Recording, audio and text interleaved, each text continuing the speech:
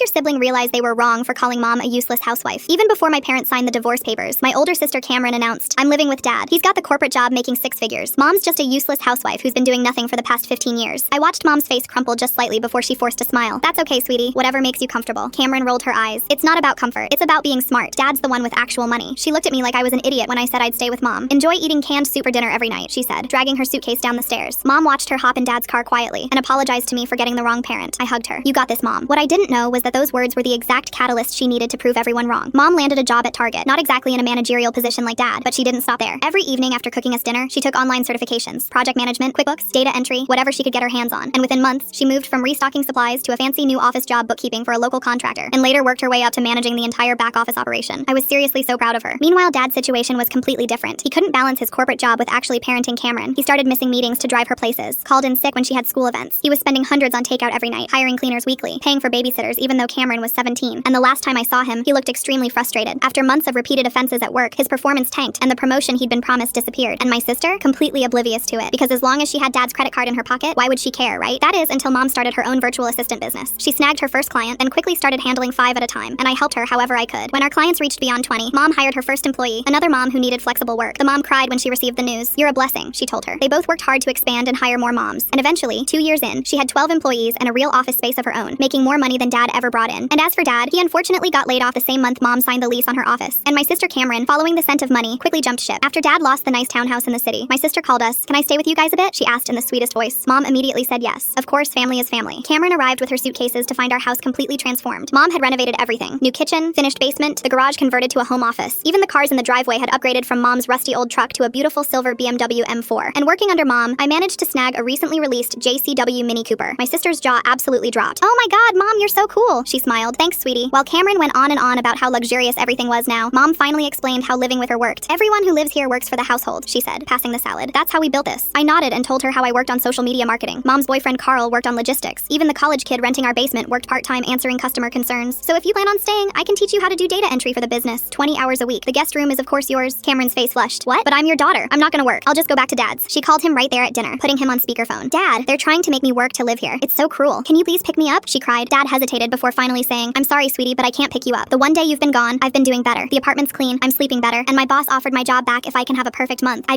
can't have a daughter right now. I hope you'll understand one day. He hung up before Cameron could add anything more. She stared at her phone after he hung up. The math was simple, but brutal. Dad lost his job when she moved in. Mom built an empire after she left. It seemed like she was the problem in all this, and the pain in her eyes made it clear she knew. Mom reached out and held her hand. I want you to stay, so please say yes. Let's work together. She nodded slowly, tears welling up. When do I start? She started with data entry, the same job mom started with, and we always remind her, if mom can do it, so can you.